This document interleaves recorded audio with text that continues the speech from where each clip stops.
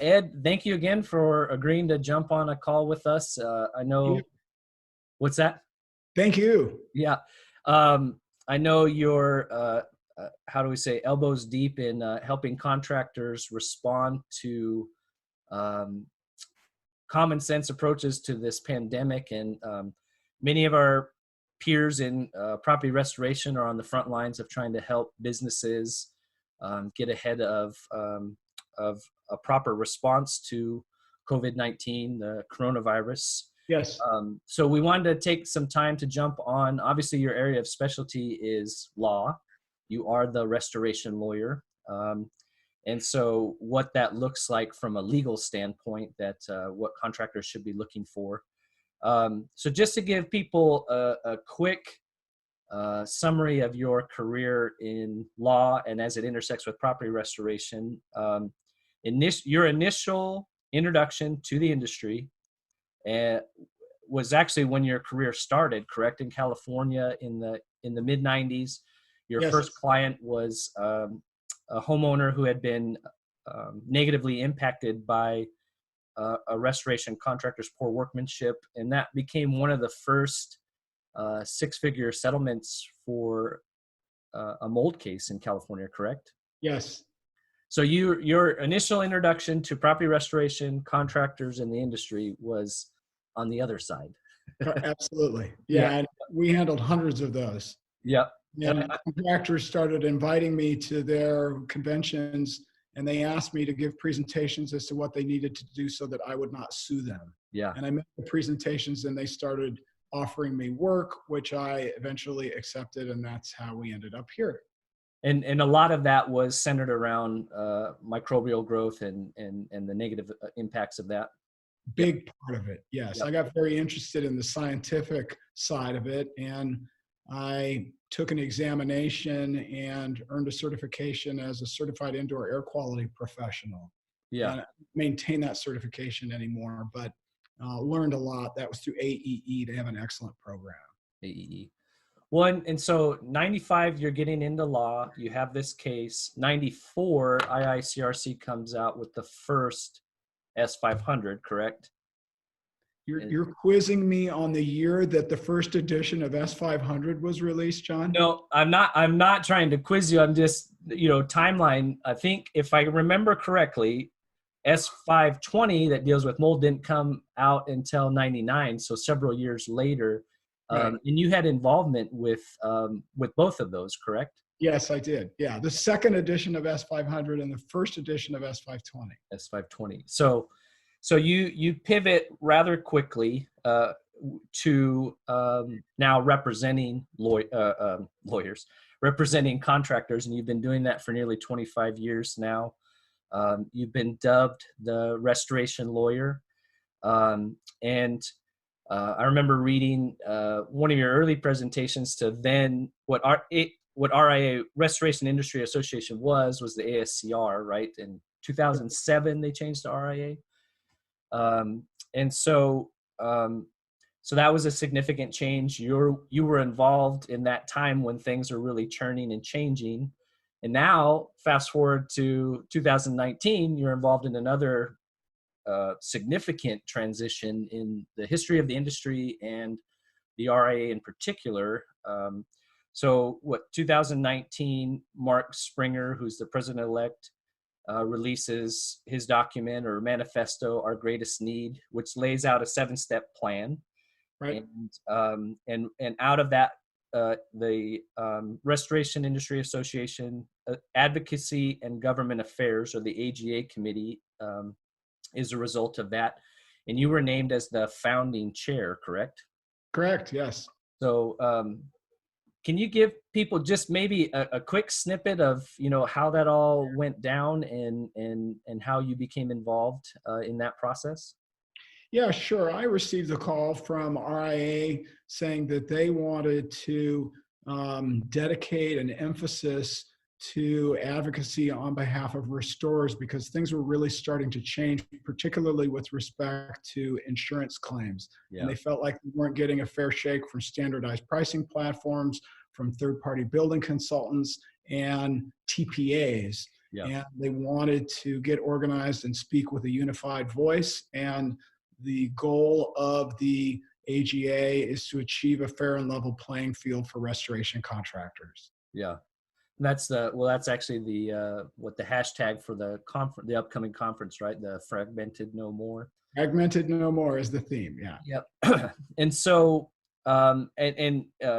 as we fast forward rather rapidly, just with less than a year's time, right? You're now named so you're the chair currently of the AGA committee, the founding chair, and you've also been named the restoration contractor advocate. Yes. And how is that, I guess briefly, how is that different? How does it adds to your duties with the AGA, but what is the emphasis of the restoration contractor advocate? The restoration contractor advocate's position is to pursue and campaign for the positions adopted by the Restoration Industry Association on controversial issues with the goal of achieving a fair and level playing field. Yeah, yeah. Which is, kind of putting teeth to the plan, right? Yes, exactly. Executing on the plan. And yep. the AGA collects the information, does the research, and formulates the positions. And yep. then I go out and try to broker deals to bring those positions into reality. Yep. And so, you're doing all of this, and then you also, we have this outbreak in our nation and globally, and so restoration contractors are gearing up. The RIA recently did the town hall, which has some excellent information for multiple industry professionals on considerations for responding. So we want to get to that meat of what we want to talk about today is, the relationship between a COVID-19 and the legal standpoints of that. And so I was thinking about this. It's interesting. So even prior to this outbreak, I know you've given several resources and webinars and those kinds of things on contracts in general. And it's a little bit surprising that, we're in 2020 and that's still a challenge for some contractors to protect themselves in that way. And so just in a general standpoint, even before COVID-19 becomes an issue, what would be, maybe one key thing that contractors need to stop doing with regard to their contracts, and one thing they really should start doing, just contracts in general?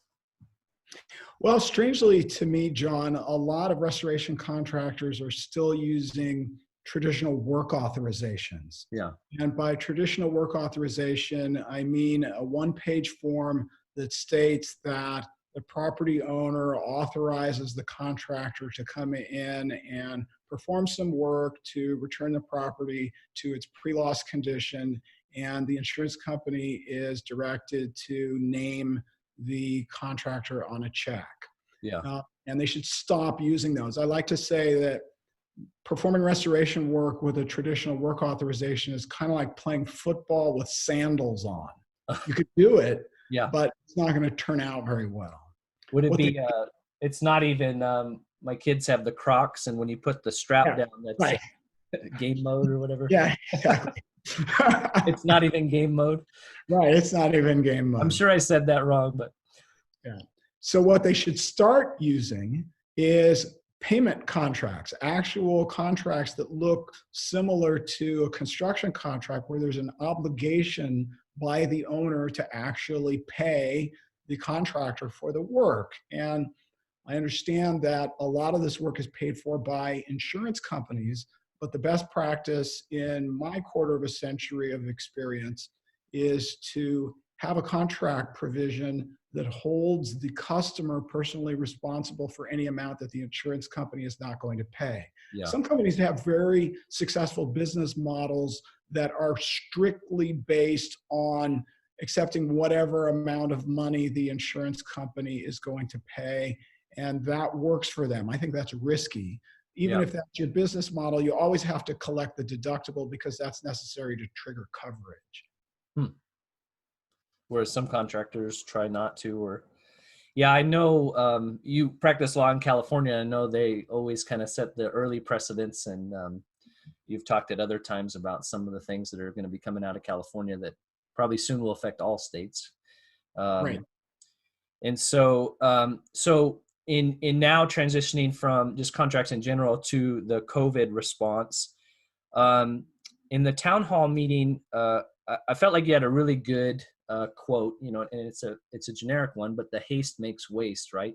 Yes. Where if we rush into something, and I've talked to several peers in the industry, and some companies are going gung ho, and some companies are really holding back. But I know for me that's a challenge when you have a client that you do the majority of their services, and they legitimately need help in implementing, you know, some kind of response. Some people could see that as opportunistic, but you know, we're a service-based industry, and this is a period of need. So, what have you learned from a legal standpoint about setting your company and your team up for success, and those considerations before a team responds? I guess that employer relationship and responsibility from a legal standpoint. Yeah, so there's a lot of homework that needs to be done in order to embark on one of these projects successfully. And it's a real challenge because right now there's so many unanswered questions. So what I'm telling everybody to do is to try to stay abreast of the information as it's coming out, Yeah, pay particular attention to respected authorities, CDC, WHO, and the others regarding the way the disease is spread, what happens to the virus after a period of days, and with a special focus on worker safety. That always needs to be the number one priority for employers. yeah, yeah. And I know, I think we talked a bit offline. You had mentioned that, um, I think that's, I've talked to other contractors in the area, and that's, you know, they're calling L&I and trying to, you know, what are the workman's comp implications and those kinds of things. And then it was brought up in the town hall too, considering if you're not properly protected, what potentially, which is the same thing we deal with mold, even though this is very, very different. You know, if you aren't following the proper protocols, you could be, you know, affecting people at home and those kinds of things. And so while they're very, very different, there's some overlap in how we need to respond. Yes. And there's no protocols yet, you know, as far as I have seen from like the CDC and those kinds of things. So um, when I spoke to you the other night, you were, you know, I think you said you've been working basically dawn to dusk and beyond on contracts as contractors are trying to respond. And I know those people you've been dealing directly with, and then also put out some contract resources for restoration contractors. What are you seeing as far as recommendations for contract language and how to message to clients and set up proper expectations Right. from that legal standpoint?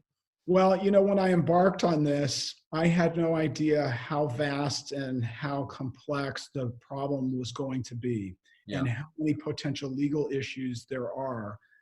But it's really, really very extensive. And normally, when I sit down to draft a contract, I want to try to keep it on the short side.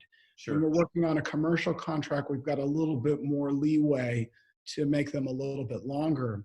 But by the time I ran through all of the different areas where contractors are exposed and facing serious risk with this, it turned out to be a very Yeah, extensive contract.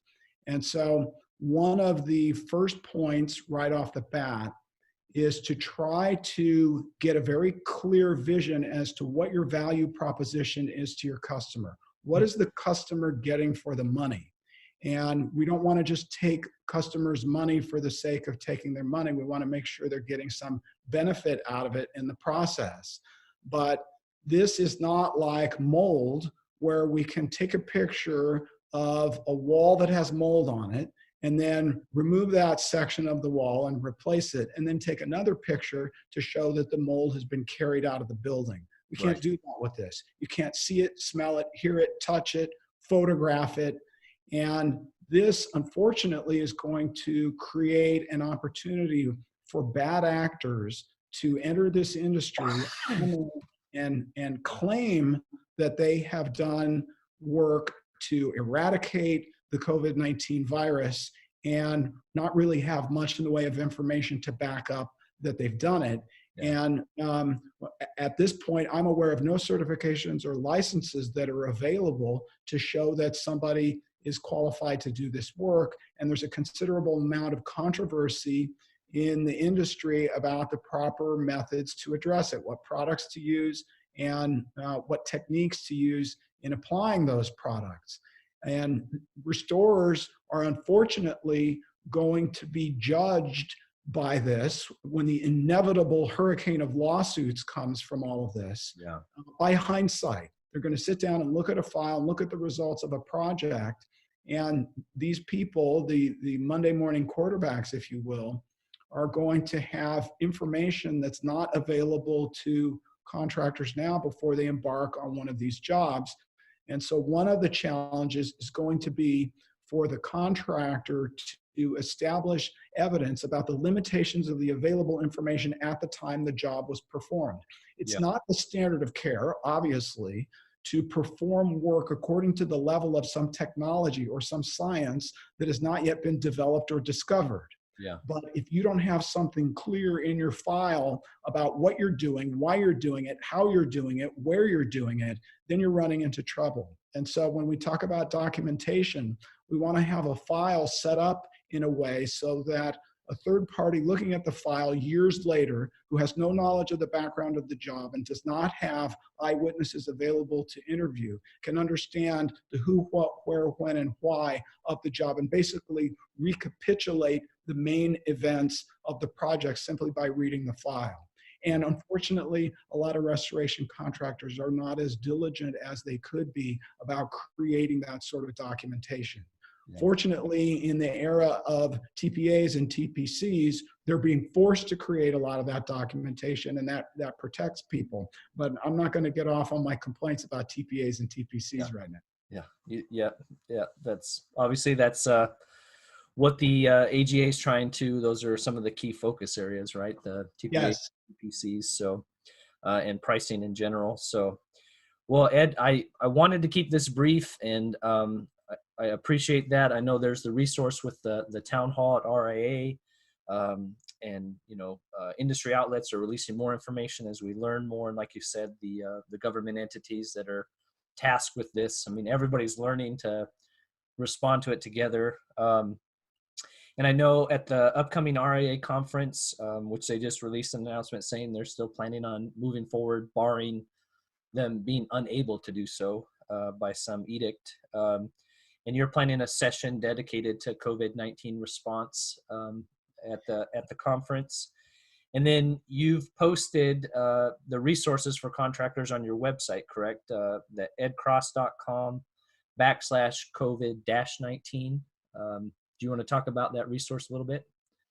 Yeah, sure. It's edcross.com /COVID-. Did I do the wrong slash? But if you just go to edcross.com, it's very obvious there. You get COVID, Yeah. So anyway, what I created was a coronavirus service contract, a standardized coronavirus service contract, and it contains some pretty extensive instructions and guidance material that goes along with it. And this is not, like I said, some simple one-page document. And I did my level best working together with a team of 4 other people who all have very different types of skill sets to refine this thing and address a number of the key vulnerabilities that restorers face going into these projects. And if you pull out your standard contract that says you're going to return the property to its pre-loss condition and you use that for a COVID-19 project,